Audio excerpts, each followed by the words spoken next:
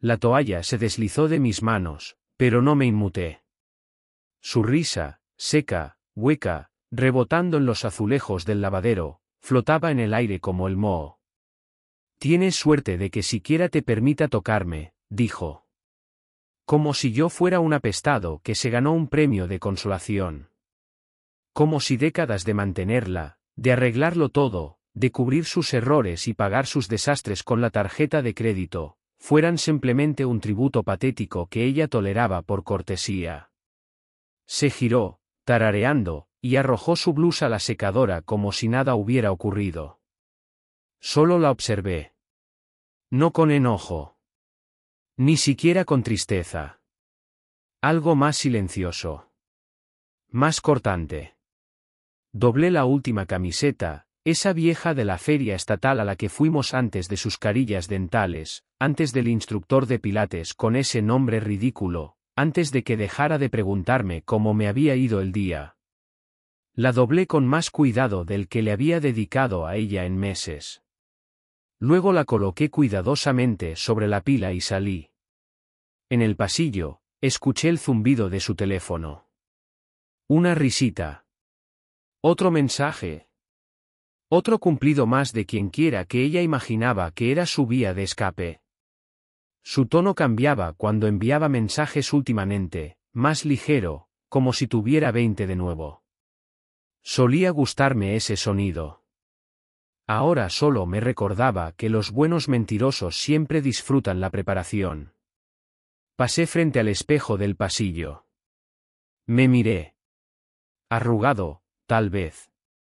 Más lento que a los 40, seguro. Pero yo construía máquinas capaces de tallar titanio con precisión de medio cabello humano. Lideraba un equipo de 20 hombres que no se atrevían a fallar en una medición. No era un despojo mendigando afecto. Pero en esta casa. Era un suplente. Y los suplentes no discuten. Ejecutan. Descanso breve, nos fijamos la meta de llegar a 10,000 suscriptores. Si te gustan estas historias salvajes de traición, suscríbete. Y ahora, volvamos al caos. Bajé las escaleras. Fui a la oficina. Ese cajón no se había abierto en un tiempo. No desde que imprimí su calendario de reuniones desde iCloud y noté que incluía demasiadas cenas de martes en el Bridgestone, curiosamente nunca facturadas a la cuenta de la correduría. Dentro del cajón, la caja. Una pequeña caja de roble, lisa, que tallé yo mismo tras jubilarme. Iba a guardar gemelos de camisa. En cambio, guardaba claridad. La abrí. Vacía. Aún. Pero no por mucho. Abrí la laptop. Sin apuro. Sin dramatismo. Solo un hombre haciendo lo que siempre había hecho, catalogar. Proteger. Limpiar los desastres de otros. La carpeta aún estaba allí. Para cuando ella sonriera con soberbia. Primero, los correos impresos. Una amiga agente inmobiliaria. Celeste. La había visto en algunos mensajes sobre fines de semana divertidos en Rich Hill. Excepto que las fechas coincidían exactamente con los retiros que ella aseguraba eran para formación profesional. Uno incluso incluía un recibo de alquiler de auto a nombre de Vanessa con un segundo conductor añadido. No era yo. Luego, los mensajes. Había sincronizado su teléfono con el sistema familiar hace 6 meses. Ella nunca lo notó. Creía que era para hacer streaming de Netflix en la habitación de invitados. Un hilo destacó. No puedo esperar para verte fuera de las sábanas por una vez, jajaja. Él respondió con un pulgar arriba y una foto. Él. Sin camiseta. En el espejo del baño de un hotel. Reconocí el empapelado. El Bridgestone, de nuevo. Curioso cómo la traición tiene aroma.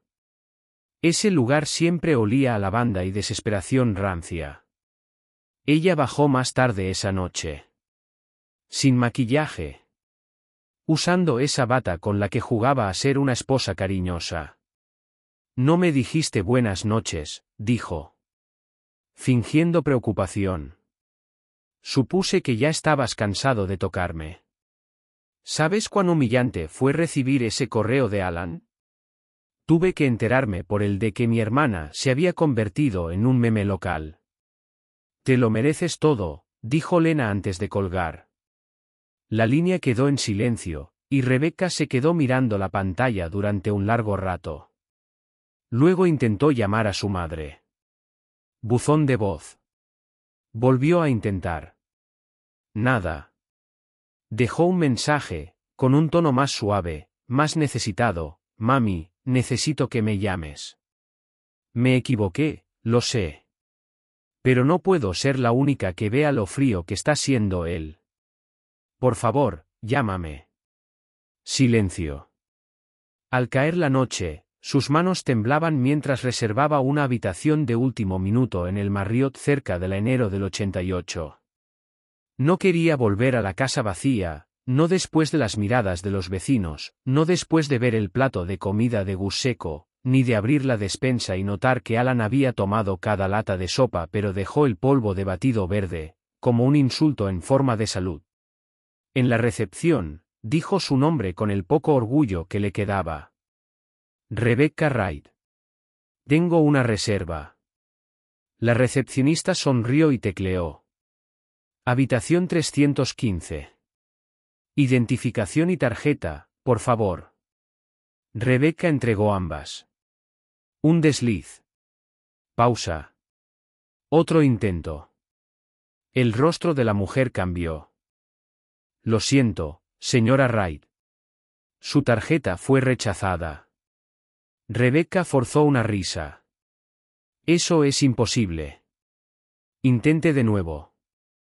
Es una cuenta conjunta. Otro desliz. Nada. Tiene otro método de pago. El calor le subió por el cuello. Rebuscó en su bolso, billetera, efectivo arrugado y una tarjeta de regalo de Starbucks. Probó con su Amex de negocios. Rechazada. Su respaldo. También. La mirada que recibió fue la que se reserva para quienes una vez parecían tenerlo todo y ahora desprenden ese aroma de derrota. Lo siento. Tendré que cancelar la reserva, sí. Estoy llamando a mi banco, dijo Rebecca, apartándose. El representante bancario fue amable, eficiente, pero completamente inútil. Sí, señora Wright. La cuenta fue reestructurada bajo autorización de una sola parte. Entendemos su molestia, pero hay límites en lo que podemos compartir. Colgó. No había lágrimas, solo ruido blanco en su mente. Entonces recordó el collar. No era valioso. Un colgante de zafiro que Alan le regaló en su 5º aniversario. Casi no lo usaba, no combinaba con su estilo, le dijo una vez a Lena. Ahora estaba en la guantera como último recurso. 20 minutos después, estaba bajo el rótulo parpadeante de Quick Pony Gold, tragándose el último resto de orgullo. El hombre tras el vidrio apenas la miró. Identificación. Lo tasó rápido. $80. ¿Lo tomas o no? Lo aceptó. De vuelta en el hotel, entregó el efectivo. La recepcionista ni la miró. La habitación olía a humedad y malas decisiones. Se dejó caer en la cama, vestida, mirando el techo, sola, sin pagar, sin perdón, hasta las almohadas parecían juzgarla. Todo comenzó como una onda, un post en un grupo privado de Facebook llamado Vigilantes Suburbanos de DuPage, una página de chismes donde se señalaba a ladrones de paquetes y se recomendaban cuidadores de perros caros. Pero ese día alguien subió una foto. Su foto. No la recortada y filtrada de Instagram que ella publicó a las 2 de la madrugada en un delirio de vino, sino la versión completa que Alan había enmarcado y dejado en el armario como un obituario silencioso. El título, infiel descubierta por su esposo, quien desaparece y se lleva todo, incluidas las pruebas. Sin nombres. Pero las pistas estaban ahí. Las almohadas del hotel. La etiqueta del Marriott en los metadatos. Alguien había verificado. Y claro, los comentarios. Primero, curiosidad. ¿Es esta Rebecca W., la que vendió la casa a los Greens? Es el tipo del Golden Retriever de LM. Luego, juicio. Siempre supe que había algo raro en ella. La vi coqueteando en la cata de vinos con ese tipo de construcción nueva. Luego, furia. Bien por él. Por fin un hombre que se va sin hacer drama. Este tipo es una leyenda. Espero que disfrute explicándolo a cada cliente que tuvo. En pocas horas, se había propagado por otros grupos. Foros locales. Mujeres de Westfield. Hasta el tablón del Joa, donde hicieron un meme, su foto encima, la nota adhesiva de Alan abajo. Circuló tan rápido que hasta BuzzFeed local preguntó por ello. Rebecca no lo vio al principio. Estaba en la fila de una farmacia CVS, comprando antihistamínicos y champú seco, fingiendo normalidad. Entonces notó el susurro de la cajera a su compañera. Silencio. Nada de contacto visual. El cliente detrás, un adolescente, soltó una risita mirando su teléfono. Luego la miró. Tú me suenas, dijo con sorna. No respondió. Solo pagó con su nueva tarjeta prepaga del banco asociado a QuickPone y salió. Sentada en su auto, se buscó en Google. La primera página, limpia. Segunda, no tanto. Su nombre no estaba ligado al post. Alan no lo había subido. No hacía falta. Alguien reconoció el fondo. La manicura. La sonrisa. La imagen se había vuelto viral de la peor manera, imposible de rastrear, imposible de olvidar. Le escribió a Melissa, una clienta antigua, abogada, ¿sabe si puedo hacer algo por una foto compartida sin permiso? Sin respuesta. Llamó a una excompañera. Buzón. A la mañana siguiente fue al supermercado. La cajera, que antes alababa sus bufandas, la miró seria. ¿Papel o plástico? Como si le ofreciera la extremaunción. En el tercer pasillo escuchó, es ella. La infiel de la foto. Se congeló, mano en la caja de avena. No volteó. Dejó el carrito y salió. No era solo que Alan la había dejado. La había dejado con ella misma, sin filtro, sin control, sin versión editable. Por primera vez en su vida de imágenes curadas, ella no narraba su historia. La foto era la narradora. Y era despiadada. Han pasado 23 días desde que Alan cerró la puerta. 23 días de susurros, cuentas congeladas y un silencio social ensordecedor. Rebecca lo había intentado todo, abogados, viejos amigos, hasta una firma de crisis recomendada por LinkedIn. Nada podía borrar una imagen que había metastasizado en 100 chats vecinales. Cuando aparcó frente a su antigua casa, gafas oscuras puestas, encogida como una intrusa, no esperaba redención, ni cierre. Solo acceso. Pero la llave no entró. Habían cambiado la cerradura. Por supuesto. Se quedó allí, manos en el pomo, esperando compasión. Nada. Inmóvil, como Alan cuando suplicó frente al apartamento 2B. Entonces lo vio. Un paquete pequeño, centrado en el felpudo. Sin remite. Solo su nombre, escrito a mano. La letra de Alan, cuadriculada, precisa, calculada. Lo levantó. Era ligero. Dentro, envuelto en papel marrón y protegido con hojas arrancadas de su antiguo calendario, estaba el marco. Sus dedos temblaban. La última vez que tocó ese objeto, su negación se rompió. Ahora, la foto ya no estaba. En su lugar, una cartulina negra mate. Papel grueso, del tipo para invitaciones de boda o funerales. En el centro, en letra blanca, tipografía serif. Lo vi. Esperé. Tú lo publicaste. Me fui. Sin firma. Sin fecha. Solo esas 4 líneas.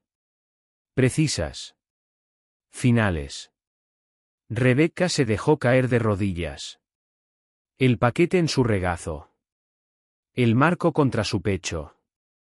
Sus labios se movieron, pero no salió sonido. Porque por primera vez, no quedaba nadie a quien impresionar. Ni cliente. Ni cámara. Ni Alan. El escenario estaba vacío. Y en ese silencio, la verdad se asentó como el polvo, no fue expuesta. Fue borrada. Alan no gritó. No golpeó puertas. No declaró guerra. Solo esperó. Y luego la eliminó con elegancia, con precisión. Con algo más cruel que la furia, la ausencia. Luego hice una copia de seguridad de los registros GPS de su coche. Su nuevo Lexus tenía seguimiento mediante la aplicación, algo que ella nunca desactivó. Un error de principiante. 3 visitas consecutivas los martes a un condominio privado en el centro. Ella siempre decía que odiaba ir al centro. Decía que era demasiado ruidoso. Parece que había cierto ruido que sí podía soportar.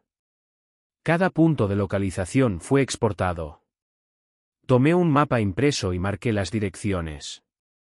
La rodeé con rotulador rojo fino. Miré el reloj. 12:42 de la noche. No era ira. No era venganza. Era preparación. La caja aún no estaba lista. No esa noche. No se trataba solo de llenarla con pruebas. Era cuestión de ritmo. Del momento. De esa puesta en escena que hace que un grito silencioso sea más estruendoso que cualquier palabra. Y ese momento se acercaba. Por ahora, cerré la caja. Y regresé a la cama. Ella entró en la cocina como si nunca hubiera salido veneno de su boca. En su bata de satén, descalza, con la máscara de pestañas corrida de un enjuague perezoso la noche anterior. Se sirvió su ridículo crime de leche de avena, ese que siempre decía que la hacía sentir más limpia por dentro. Yo ya estaba sentado en la mesa, tomando café negro y observando cómo el vapor se elevaba como señales de humo de una vida que ardía lentamente bajo sus propias mentiras. «Estás callado», dijo ella, bostezando. Otra vez de mal humor. Giré la cabeza despacio, deliberado, como si estuviera cargando una bala en la recámara. No, solo cansado, respondí, dejando que el silencio se alargara. Ella sonrió. Tensa. Despectiva. Como lo hacen las mujeres que creen haber descifrado tu esencia y no encontraron nada digno de atención. Entonces se apoyó en la encimera, desplazándose por su teléfono. Pulgar temblando. Uñas golpeando la pantalla. Tengo esa reunión a las 10. Una propiedad grande. Puede que se alargue. Tocó su reloj, pero debería estar de vuelta para cenar. No me esperes si tardo. Una propiedad importante. Asentí. Mucha suerte. Ella lanzó un beso al aire, cerca de mi frente, y se marchó antes de que pudiera siquiera fingir corresponderle. Esperé. Le di 20 minutos. Tiempo suficiente para que pensara que estaba de nuevo en el garaje, limpiando brocas o clasificando tornillos viejos como el hombre callado y domesticado que creía que era. Luego subí a mi camioneta. No la seguí de cerca. Ya lo había practicado. Semanas de observación casual me habían enseñado sus horarios. Sus atajos. Ese giro vanidoso que usaba al conducir y que creía que la hacía parecer joven. Paró en esa cafetería boutique en la calle May. Con el latte en la mano, giró a la izquierda por Aspen Boulevard. No en dirección al lote comercial. No hacia la oficina. Aparqué media cuadra más abajo de donde ella lo hizo. En paralelo. Fuera del campo visual. Como ya lo había hecho 2 veces antes. Fue entonces cuando él llegó. BMW rojo. Limpio. Demasiado limpio. No era un coche de trabajo. Y tampoco era el tipo de hombre que guarda carpetas de negocios en el asiento delantero. Salió con una sonrisa perezosa. Y ropa de gimnasio.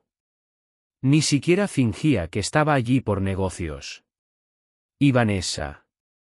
Se iluminó como no la había visto en 5 años. Brazos abiertos. Sonrisa más amplia. No se besaron. No en los labios. Ella lo abrazó. Pero no como una amiga. Ni siquiera como una amante. Como una propiedad que acababa de salir del mercado. No era la primera vez que ella decía que se iba una segunda vuelta, pero esta vez era diferente. Lo supe por la forma en que lo miró, como si volvía a lo que siempre había sido suyo. Vi cómo reía, cómo su mano se posaba en su espalda un instante más de lo necesario. Y ella no se apartó. No reaccioné. No temblé. No tomé más de una foto. Una sola. Y luego la borré.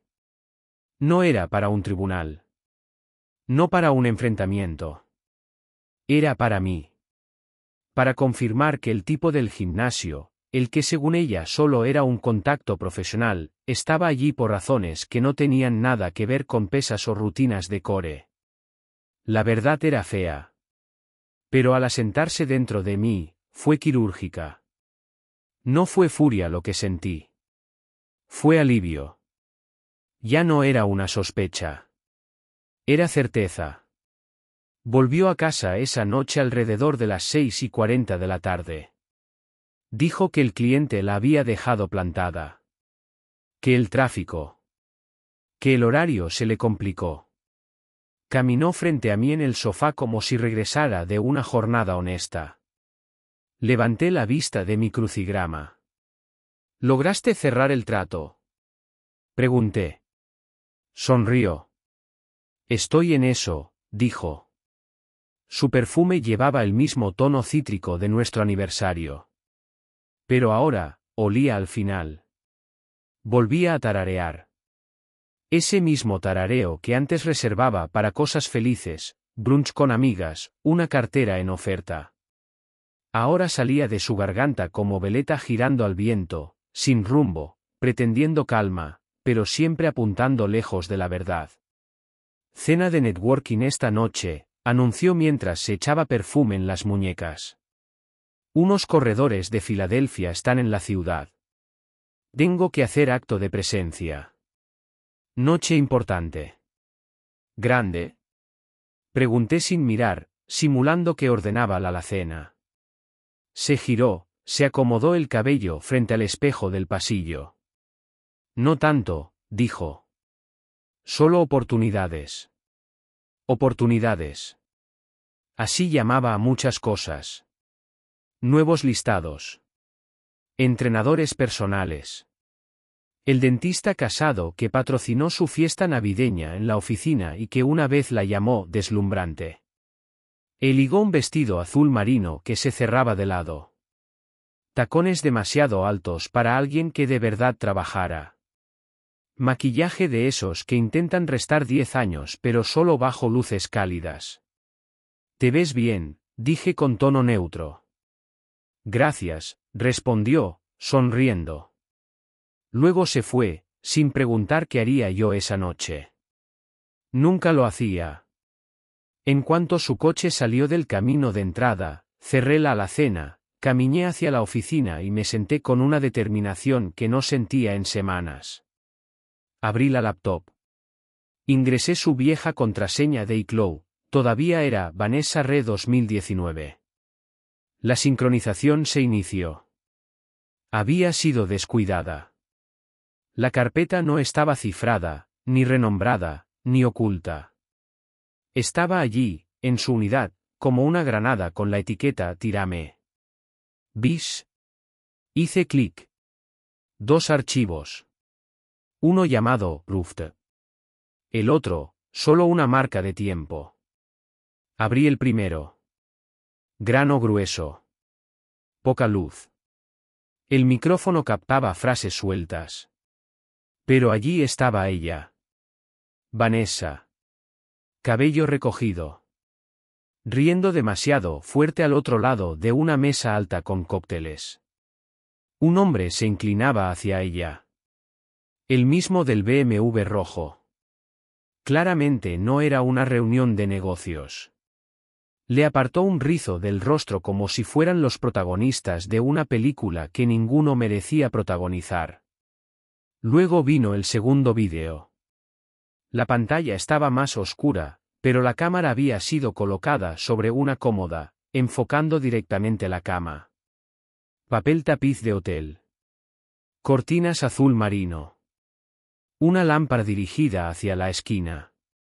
No se veían rostros, al menos no al principio. Pero las voces son más difíciles de negar. Otra vez la risa de Vanessa. Baja. Inalámbrica.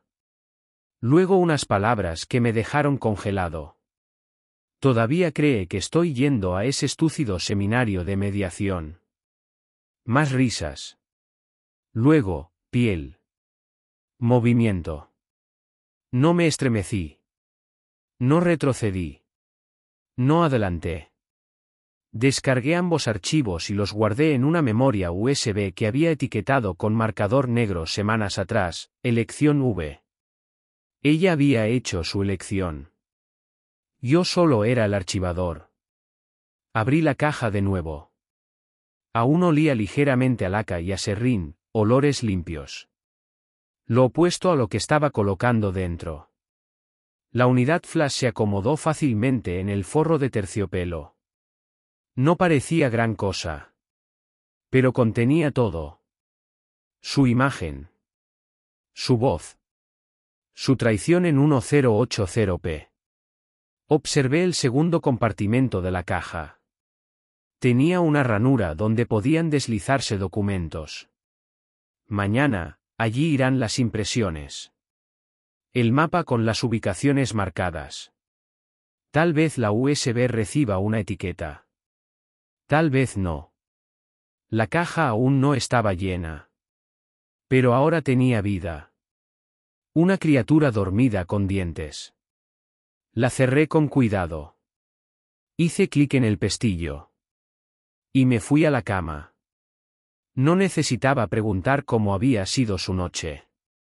Ella mentiría. Y yo lo permitiría. La casa olía a prosecco y a historias de portada. Vanessa había estado planificando este cumpleaños como si fuera un reinicio. Un punto de inflexión. Así lo llamaba. Como si hubiese emergido de un capullo de autodescubrimiento en vez de una cama en la que no debería haber estado. Globos dorados y tonos rosados decoraban todo. 42 y en su mejor momento, impreso en servilletas de papel junto a un pastel de 3 niveles que ella insistió era bajo en azúcar, aunque lo encargó en la misma pastelería que cobra extra por el fondant como si fuera cocaína. Sus amigas llegaron en oleadas. Chillando. Abrazando. Ya medio ebrias antes de llegar al porche. Mujeres con las que no hablaba desde hacía meses aparecieron de pronto, filtradas y pulidas. Todas llevaban bolsitas de diseño y la llamaban nena con un tono tan afilado que podría cortar fruta. Yo interpreté el papel de esposo devoto. Serví bebidas. Asé camarones. Las dejé bromear sobre mantener a Scott alejado de la lista de reproducción porque aún me gustan los Stones más que la basura aprobada por Spotify. Ella se deleitaba. Reía fuerte. Vestida de blanco. Sonrisa amplia, con los dientes justos para hacer pensar que ocultaba un secreto. Entonces vino el brindis. Copa en mano, parada en el segundo escalón del patio, se aclaró la garganta. Este año ha sido, de crecimiento, comenzó, haciendo una pausa dramática como si estuviera en una TED Talk en lugar de un patio trasero con una cerca medio rota. Segundas oportunidades, continuó. Sin fijar la vista en nadie en particular. Dejar el pasado atrás. Avanzar. Ser valiente. Sus amigas aplaudieron. Algunas gritaron. Una lloró, quién sabe por qué. Le entregué la tarjeta justo cuando sacaron el pastel. La abrió con desinterés, probablemente esperando una tarjeta de regalo para un spa o alguna afirmación dulce. Una sola frase escrita en la tarjeta. Eres más afortunada de lo que crees. Vanessa soltó una risa breve. Vaya, qué críptico, dijo, sosteniéndola en alto. ¿Qué significa esto? Le sonreí con serenidad. Significa exactamente eso. Más carcajadas. Alguien le pasó una copa de champán rosado. Y entonces lo vio. La caja. Pequeña. De madera. Pulida. Ubicada justo al lado del pastel, como si siempre hubiera estado allí. Sin lazo. Sin nota. Sencillamente presente. Silenciosa y tangible en medio de una sala saturada de ruido y apariencia.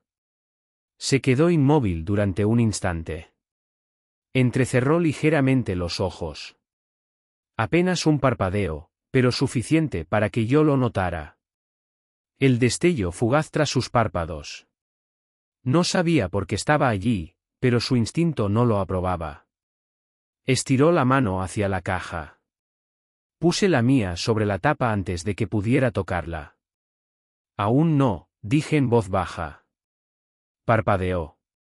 ¿Qué hay dentro?, preguntó, tratando de sonar divertida. Me encogí de hombros. Algo real. Eso la puso nerviosa. No por las palabras, sino por la calma con la que las pronuncié. Sin sonrisa burlona. Sin guiño. Sin insinuación juguetona. Solo de pie, sereno. Y por primera vez en semanas, no supo cómo actuar. Las risas disminuyeron. Una de sus amigas la empujó con el codo. ¿Qué hay en la caja, V? Vanessa Grintenley. Solo Scott, siendo misterioso, trató de restarle importancia. Pero su mano seguía cerca de la tapa. No dejaba de mirarla, como si temiera que revelara algo delante de todos. El resto de la noche pasó como en un borrón. Copas servidas. Selfies tomadas. Una amiga quejándose de su esposo mientras yo repartía palillos y sonreía, como si no hubiera reescrito ya el último capítulo de nuestra historia. Ella no abrió la caja esa noche. Pero la vi observarla antes de irse a dormir. No con emoción. Con desconfianza. Así empieza el pánico. Pequeño. Como una astilla bajo la uña. Apenas perceptible hasta que lo tocas. Una semana después de la fiesta, Vanessa entró furiosa a la cocina, en bata, con el cabello medio recogido y el delineador corrido como cuando fingía llorar en selfies de baño. Cerró su laptop de golpe. Luego la abrió de nuevo. La cerró 2 veces más, como si la tercera invocara un milagro. ¿Por qué demonios no me deja entrar?, murmuró, golpeando las teclas. ¿Tocaste mi computadora? Yo estaba en el fregadero enjuagando una taza. Tranquilo. Sin apuro. No, respondí. ¿Necesitas ayuda? No cambié nada. Mi contraseña funcionaba ayer. Ahora dice que es inválida. Me sequé las manos. Tal vez alguien accedió a ella. Se detuvo. Me miró como si hubiera dicho algo fuera de lugar. ¿Qué quieres decir? Que si tus datos cambiaron sin que lo hicieras tú, suena a que alguien más la accedió. Parpadeó. Una vez. Y luego volvió a mirar la pantalla. No. Probablemente son problemas de sincronización. Pero su tono ya no sonaba tan segura. Ah, claro. El temido problema de sincronización. Su excusa favorita. Al mediodía, se dio cuenta de que también había perdido acceso a su correo del trabajo. No podía entrar al portal interno. Su calendario ya no mostraba algunas de las reuniones importantes. Y su broker solo le envió un escueto mensaje. Fecha límite. Ella asumió que era culpa del proveedor. Llamó al servicio técnico. Le informaron que su número había sido desactivado 3 días antes por el administrador de la cuenta. Es decir, su jefe. Pero su jefe no lo había hecho directamente. Porque 2 días antes, 3 miembros del consejo recibieron cada uno un sobre sin remitente. Sin carta. Solo un USB, la copia impresa de una reserva de hotel y algunas capturas. Discretas. Claras. Nada grotesco. Pero comprometedoras. El vídeo del bar en la azotea hacía que su risa pareciera forzada. La imagen del hotel, borrosa pero inconfundible, dejaba ver el collar que solo usaba cuando quería sentirse costosa. Y luego estaban los mensajes de texto. Intercambios con clientes que coincidían con reuniones internas de la empresa. Desde apropiación de recursos hasta mala representación profesional. Una violación ética. La investigación era inevitable. Pero silenciosa. No la confrontaron. Eso hubiera sido muy evidente. Muy escandaloso. La dejaron en su incomodidad. Sus asistentes dejaron de responderle. Un cliente de muchos años pidió ser reasignado. Y entonces llegó el correo. Por protocolo, usted ha sido colocada bajo revisión interna, a la espera de una aclaración sobre recientes discrepancias en la agenda. Vanessa no cenó esa noche. Intentó actuar con normalidad. Cocinó su famoso pollo a la parrilla, que en realidad eran pechugas congeladas llenas de condimento de limón y pimienta. Le dije que estaba bueno. Apenas lo probó. Se quebró cerca de las 11:30 de la noche. Bajó con esa sudadera grande que solo usaba cuando estaba asustada y quería parecer pequeña. Las manos le temblaban. Creo que alguien quiere destruirme, dijo con la voz entrecortada. Me cambiaron las contraseñas. Me están investigando. Yo no hice nada malo. Juro que no. Su garganta se trabó al final. Me levanté, la abracé. La sostuve entre mis brazos. Lloró contra mi hombro como si aún fuera su lugar seguro. Le acaricié la espalda con suavidad. Tranquila. Todo va a estar bien. Se aferró a mí. Y yo la dejé. Porque lo curioso de la venganza es que no siempre tiene que parecer revancha. A veces, se disfraza de consuelo. Y eso fue lo que más la desconcertó. Empezó a sobresaltarse con cada timbre. La primera vez fue el cartero. Casi derribó la maceta cuando sonó el timbre. Dijo que pensó que alguien venía a confrontarla. No pregunté quién. Solo seguí tomando mi café y hojeando un catálogo de herramientas que ni siquiera estaba leyendo. Luego vino la llamada. Yo estaba arriba, limpiando un cajón, cuando escuché su voz desde la cocina. Aguda. Asustada. Como un animal acorralado. David, ¿Qué quieres decir con que ella lo vio? ¿Cómo pudo haberlo? No. No. Yo no envié nada.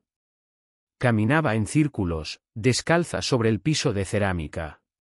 Me detuve al borde de las escaleras, en silencio. Su voz se quebró de nuevo. No sé cómo pasó. No es como si estuviera etiquetado. Lo juro. Yo no grabé nada. Pausa.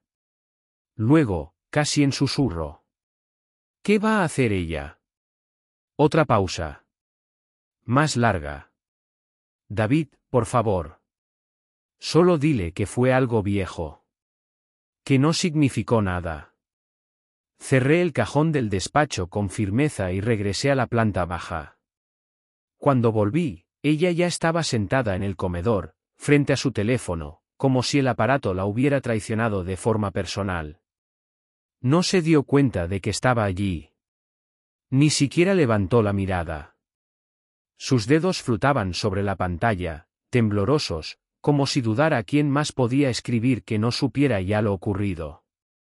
2 horas más tarde, realizó 3 llamadas seguidas. Solo escuché su lado de la conversación. Y todas acabaron igual, con un silencio incómodo seguido de ese «está bien, no pasa nada», dicho con voz forzada, esa que usaba cuando el rechazo rozaba su orgullo. Al anochecer, se sirvió una copa de vino. Y para las 10, otra. Durante la noche se revolvió tanto en la cama que por un momento pensé que flotaría. Al día siguiente no se cambió de ropa.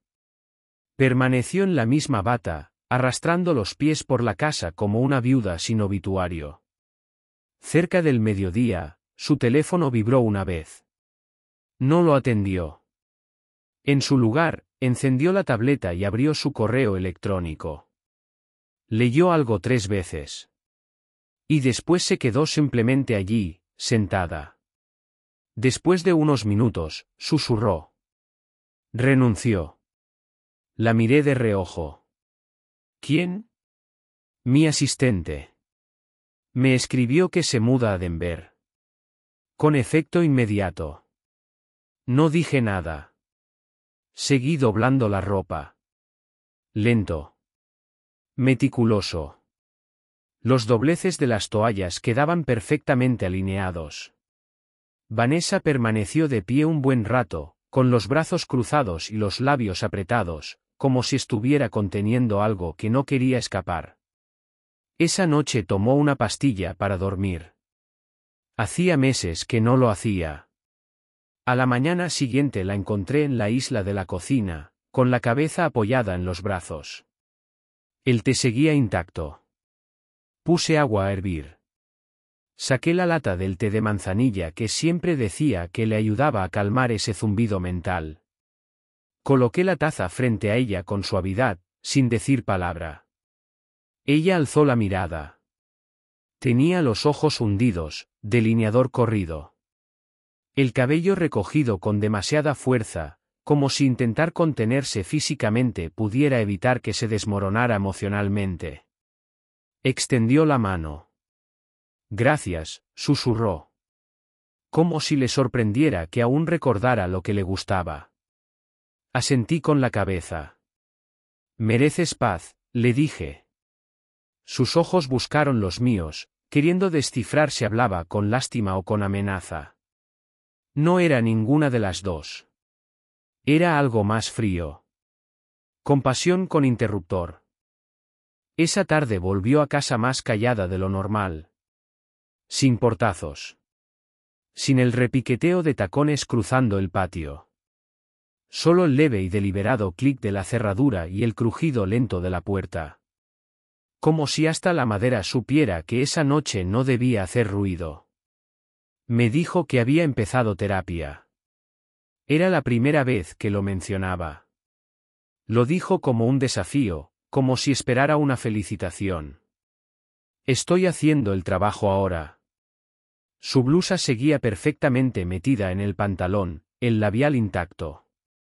Demasiado esfuerzo para alguien que, en teoría, solo había ido a llorar a un sofá por $200 la hora. Estuvo bien, dijo sin mirarme a los ojos. Agotador, ¿sabes? Claro, respondí, hojeando una revista de autos que no pensaba leer. ¿Tienes hambre? No. Solo cansancio. Subió al piso de arriba. No rápido. No lento. Solo con cuidado. Esperé 10 minutos. Y la seguí. Al llegar al último escalón, escuché cómo abría la puerta del dormitorio y se detenía. Silencio absoluto. Me quedé parado fuera del pasillo, inmóvil como una sombra. Allí estaba la caja. En su lado de la cama. Cerrada. Perfectamente colocada sobre su almohada, como una corona. No dijo una palabra. Ni la tocó. Durante la siguiente hora, se sentó al borde de la cama sin apartar la mirada de ella. Piernas cruzadas.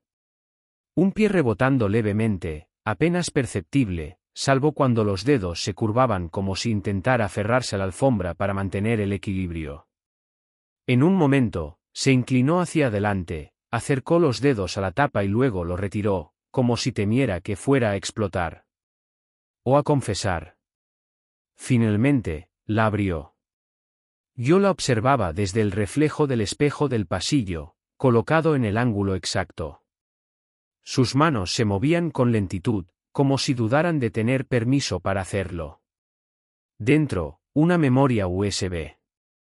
Negra. Lisa.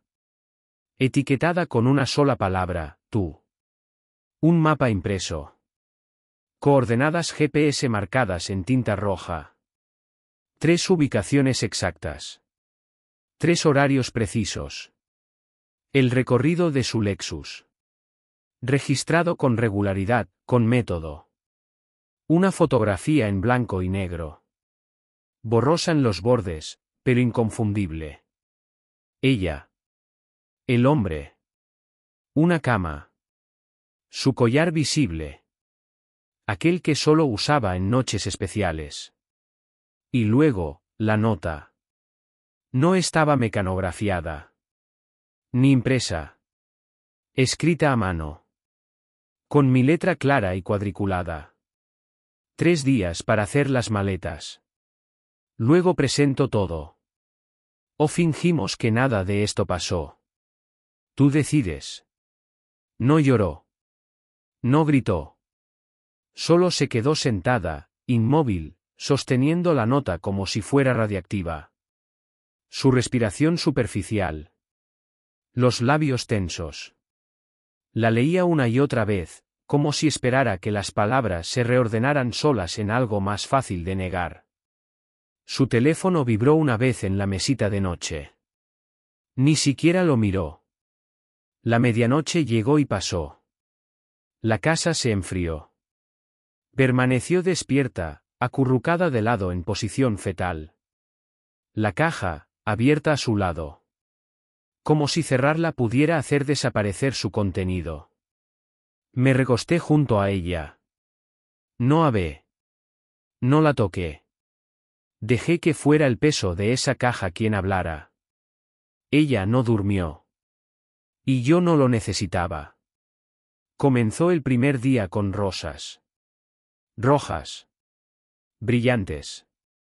De las que solía comprarle después de sus jornadas exitosas de puertas abiertas. Cuando una venta cerrada significaba comida para llevar y película en casa. No cenas secretas con hombres que la llamaban B y no sabían su segundo nombre. Las colocó en un florero de cristal sobre la mesa de la cocina, como si ese fuera su lugar. Como si aún pudiera florecer algo bello en un sitio tan marchito. Yo preparé café. Ella se acercó, vacilante. Recordé que te gustaban las rosas, dijo. Voz suave. Casi musical.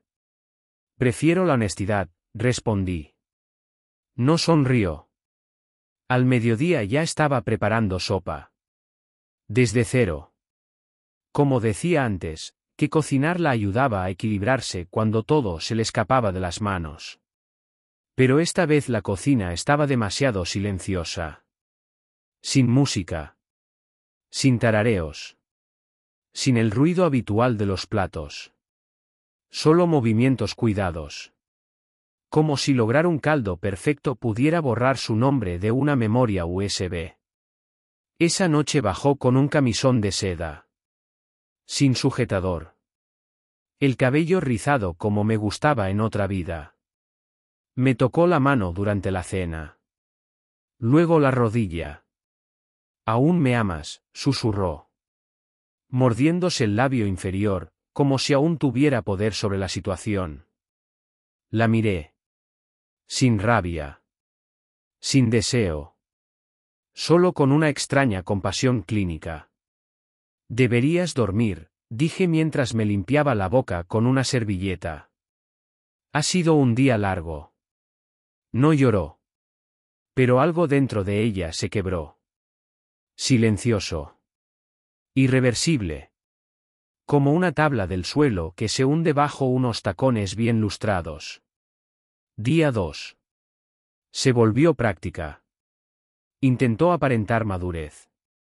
Se sentó frente a mí en el desayuno y preguntó. ¿Podemos hablar? Como si fuéramos dos socios negociando una fusión. Asentí. La dejé hablar. Quería reiniciar todo. Tal vez hacer un viaje. Tal vez terapia. Juntos esta vez. Volví a asentir. Puedes planear algo, dije. Tienes tiempo. Ella me miró fija. ¿Lo estás considerando? Estoy considerando todo, respondí. Esa tarde revisó sus cuentas. Cada fondo compartido. Transferido. Cada línea de crédito que usaba bajo mi nombre. Cerrada. Las acciones en la correduría. Ya divididas. Mi capital congelado por seguridad. El suyo intacto, completamente accesible para auditorías. Intentó llamar a su abogada. Lo supe porque la escuché gritar desde el baño. Nunca dijiste que había una cláusula de fidelidad. Pausa. No, él la mencionó. Con pruebas. Pruebas físicas. Salió con los ojos rojos, la voz templada. Como una presentadora de noticias reportando una inundación mientras el agua le llegaba a los tobillos. Lo tenías planeado, dijo con tono bajo. ¿Desde cuándo? Desde lo suficiente como para no necesitar alzar la voz, contesté. Día 3. Guardó silencio. Un silencio real. No cocinó. No coqueteó. No mintió. Solo caminaba por la casa como si fuese una invitada en su propia vida. Tocando marcos de fotos. Doblaba toallas que ya estaban dobladas. Se detuvo frente a nuestra foto de boda. La sostuvo durante 5 minutos. Luego la colocó boca abajo. Esa noche regresé de la ferretería. La casa estaba impecable. Las marcas de la aspiradora aún frescas. El baño limpio. La cama de la habitación de invitados, perfectamente hecha. En nuestro dormitorio, la diferencia era casi poética. Su lado del armario, vacío. Los cajones abiertos. Sin contenido. Maletas junto a la puerta. Todo lo que trajo al matrimonio. Ni más ni menos. Sobre la cama, una sola almohada. La mía. Ella estaba sentada al borde. La maleta a la altura de las rodillas. ¿Puedo preguntarte algo? Dijo sin mirarme. Asentí. ¿Me odias? Me quedé un momento de pie. Luego respondí. No. Ella exhaló. Alivio. O tal vez temor.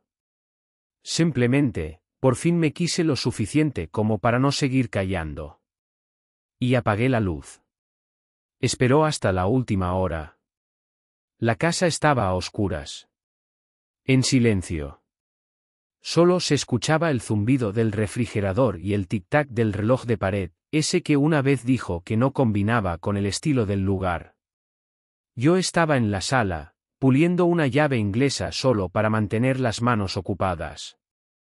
Una de esas tareas pequeñas, automáticas, que me impedían quedarme mirando fijamente hacia la puerta principal. Entonces apareció, viniendo desde el pasillo.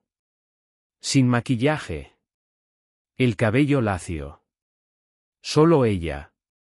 Tan vulnerable como sabía mostrarse. Tenía la caja en brazos. La sostenía como si fuera una urna. Los ojos rojos. Sin dormir. Pero por una vez, sin desafío. Sin arrogancia. Sin esa armadura de negación. Solo rota. Scott, dijo, con la voz temblorosa. Por favor. Cometí un error. Fui estúpida. Insegura. Pensé que necesitaba algo más, pero... No la interrumpí. Siguió hablando. Como si quisiera adelantarse al final de todo. Estaba perdida. Me sentía invisible. Quería sentirme joven. Deseada. Y tú siempre estabas allí. Constante. No me di cuenta de lo que significaba eso hasta que vi cómo se siente una vida sin ti. Avanzó un paso. No quiero perder esto. A ti. A nosotros. Iré a terapia. Le diré a todos que fue mi culpa. Firmaré lo que sea. Solo no dejes que esto sea el final. Su voz se resquebrajó como cristal roto. Me levanté despacio. Caminé hacia ella. La miré bien, detenidamente, como quien observa a alguien que una vez fue el centro de su mundo. Ella abrazó la caja más fuerte, como si pudiera protegerla del juicio que escondía mi silencio. Dijiste, comencé, que era afortunado de que me permitieras tocarte. Se congeló. Lo dijiste como si fuera una gracia. Seguí acercándome. Mis ojos fijos en los suyos. Como si fuera un privilegio. Una lágrima le bajó por la mejilla. No se la secó.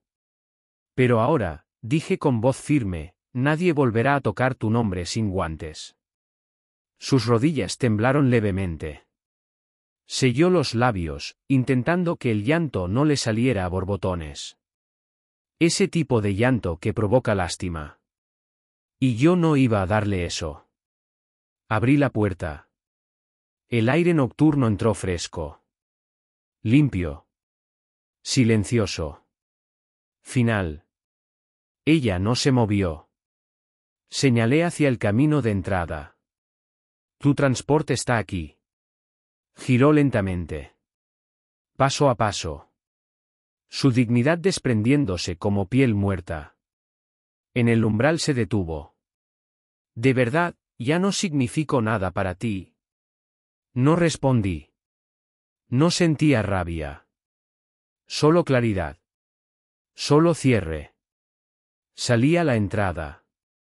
Tomé la puerta. La cerré. Y la aseguré con llave. No con rabia. Ni con alivio. Sino con precisión. Con ese tipo de clic que sella un sepulcro. Volví a la cocina. Serví lo último de café que quedaba en la cafetera. Me senté a la mesa donde tantas veces supliqué por una conexión. Tomé mi teléfono.